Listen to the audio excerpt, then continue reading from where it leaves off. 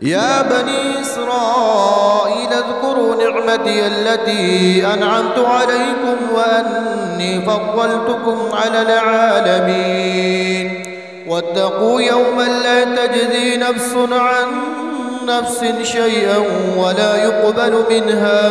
ولا يقبل منها شفاعة ولا يؤخذ منها عدل ولا هم ينصرون. وإذ نجيناكم من آل فرعون يصومونكم سوء العذاب يذبحون أبناءكم ويستحيون نساءكم وفي ذلكم بلاء من ربكم عظيم. وإذ فرقنا بكم البحر فأنجيناكم وأغرقنا آل فرعون وأنتم تنظرون. وإذ واعدنا موسى 40 ليلة ثم اتخذتم العجل من بعده وأنتم ظالمون ثم عفونا عنكم من بعد ذلك لعلكم تشكرون. وإذ آتينا موسى الكتاب والفرقان لعلكم تهتدون. وإذ قال موسى لقومه يا قوم إنكم ظلمتم أنفسكم باتخاذكم العجل فتوبوا إلى بارئكم فاقتلوا أنفسكم ذلكم خير لكم عند بارئكم فتاب عليكم إنه هو التواب الرحيم. وإذ قلتم يا موسى لن نؤمن لك حتى نرى الله جهرة فأخذتهم الصاعقة وأنتم تنظرون. ثم بعثناكم من بعد موتكم لعلكم تشكرون. وظللنا عليكم الغمام وأنزلنا عليكم المن والسلوى كلوا من طيبات ما رزقناكم وما ظلمونا ولكن كانوا أنفسهم يظلمون. وإذ قلنا ادخلوا هذه القرية فكلوا منها حيث شئتم رغدا وادخلوا الباب سجدا وقولوا حطوة نغفر لكم خطاياكم وسنزيد المحسنين. فبدل الذين ظلموا قولا غير الذي قيل لهم فأنزلنا على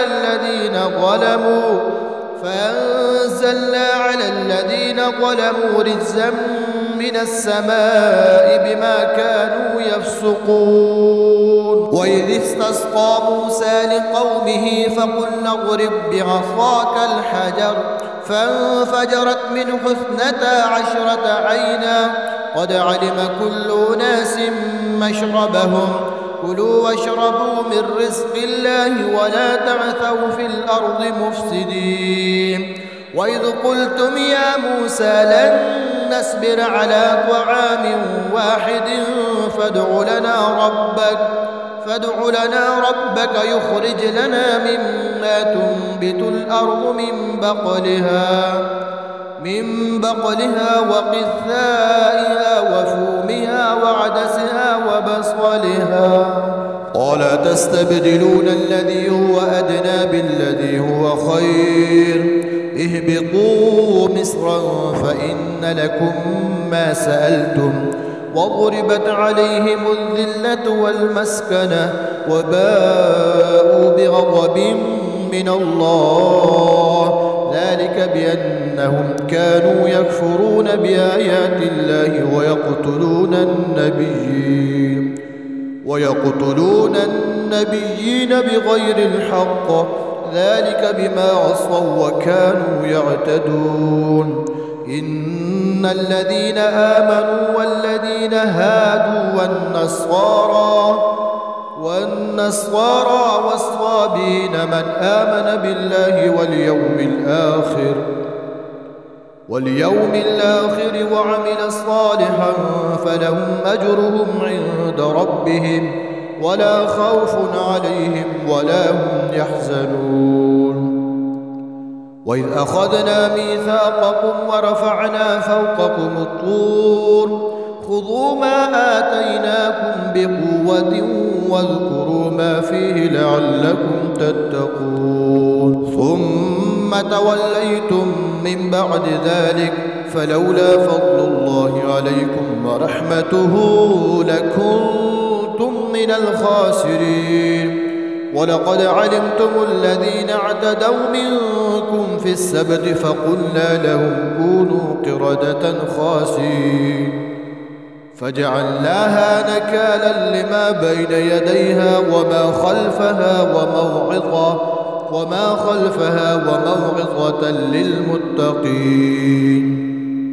وإذ قال موسى لقومه إن الله يأمركم أن تذبحوا بقرة قالوا وتتخذنا هزوا قال أعوذ بالله أن أكون من الجاهلين. قالوا ادع لنا ربك يبين لنا ما هي قال إنه يقول إنها بقرة لا فارغ ولا بكر عوان بين ذلك فافعلوا ما تؤمرون.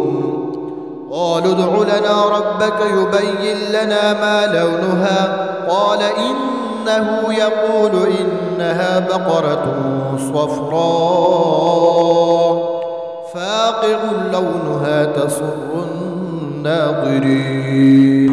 قالوا ادع لنا ربك يبين لنا ما هي إن البقرة شابه علينا وإنا إن شاء الله لمهتدون.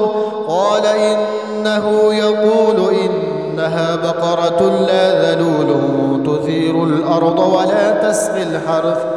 ولا تسقي الحرث مسلمة لا شية فيها. قالوا الآن جئت بالحق فذبحوها وما كادوا يفعلون.